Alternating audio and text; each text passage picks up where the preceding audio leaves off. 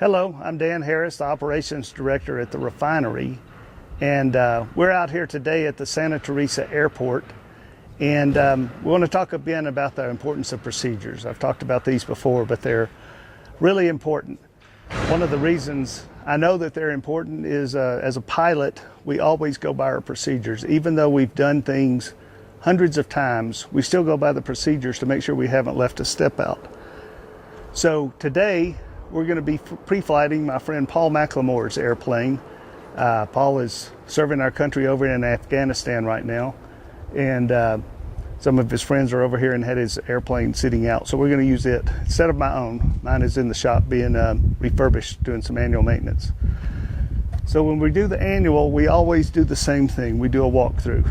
So the first thing we do here is we check the fuel, and we'll pull up Paul's fuel tank, and I see that he's got, it looks like about 10 gallons of fuel in this wing, which is sufficient, so you don't want to fly any farther than you have gasoline to fly. The next thing we do is go over here and check the propeller, make sure the propeller is good. Okay, propeller doesn't have any nicks, doesn't look like any birds have made nests in here or insects prevented anything from going into the cowling for the cooling of the engine. Then we continue going around, and I'm not going to do it, but this is a compartment where we check his oil, make sure he's got sufficient oil. So I'm going by the checklist. We always go by the checklist, make sure we don't forget a step. So we check the gear, check the tires, make sure there's sufficient air in the tires and sufficient tread. Okay. Then we come around over here.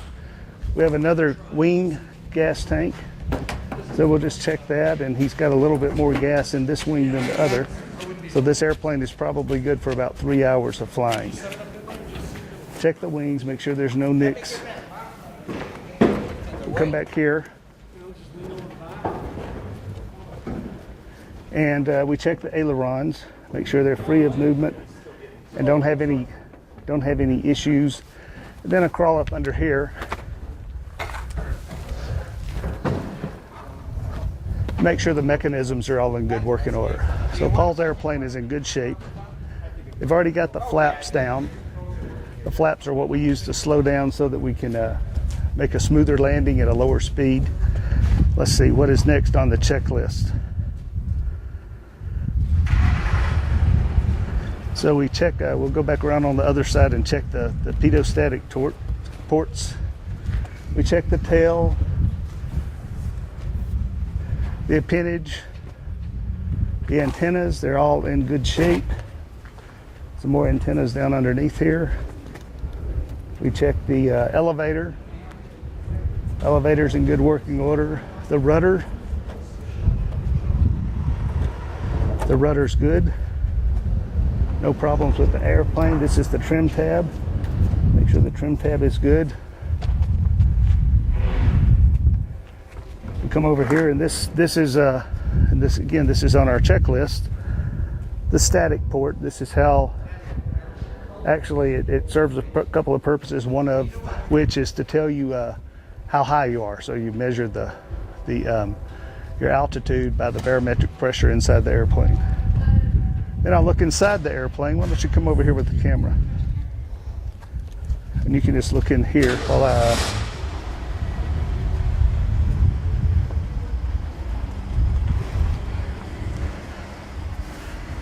So we have a list of required equipment, and then there's also some additional equipment that Paul has in his airplane. He has a GPS. He's got his fuel meters, and then he's got his fuel rate, and then here's his airspeed indicator. That's reading 0, which is good because we're stationary. And there is his engine RPM, so that's another required instrument. And manifold pressure, so this tells you how much fuel you're burning and how much horsepower the engine is putting out. And this is an engine analyzer. And then he's got his altimeter in his electronic instrument here. So Paul has his radios, both his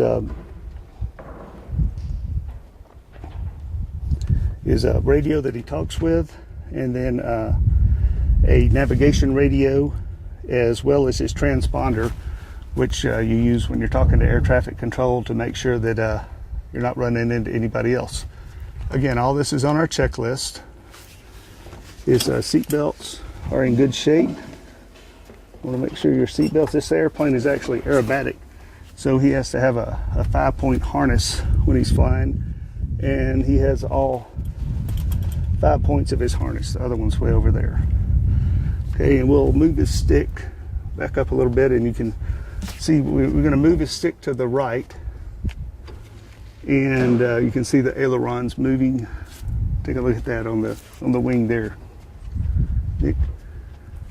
So as we're turning, you can see what the ailerons do. You can see what the elevator does on the tail when we're trying to go up or when we're diving down. And we won't mess with the rudder pedals because they have to get in the airplane to do that. So this is kind of a basic pre-flight check. It's a checklist, but it's a procedure. So when we get in the air, we also have other procedures. We have procedures for taking off. We have procedures for landing. We have procedures for starting the airplane. And then we have emergency procedures. This is just a little, it's called an abbreviated procedures card. In the pilot operating handbook, it has the full-blown procedure. So you read those, and then you use these checklists as just your reminder as you're going through it. You got the detailed procedures in the big book. So on our emergency procedures, we also have power loss immediately after takeoff, power loss in flight. If the engine goes out, how we go ahead and land, how we glide to the nearest nice little airport, hopefully, and not a roadway or something like that. You've got an emergency checklist for an electrical fire in flight, an engine fire in flight, icing, and I've experienced icing before, so that's an attention getter. When you're up in the clouds and the temperature is anywhere from about 20 degrees above freezing to 20 degrees below freezing, and you're in the clouds, you're susceptible to getting ice. So ice changes the contour of the wing, and you got to get out of it or you may fall out of it. And it's got a few other things. So just as we use our procedures at the refinery, other people use procedures.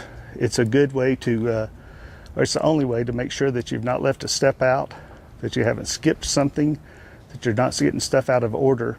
We follow our procedures. We improve them from time to time at the refinery, and we learn from issues that we have when we're following the procedures. Just as these airplane procedures were built over 30 years worth of flying, people have encountered problems, and so they've developed these emergency procedures for us to follow, as well as the normal operating procedures. Okay, so I think that's it from Santa Teresa Airport, home of the War Eagles Flight Museum, and this fall it'll be a home of the Amigo Air Show. Thanks.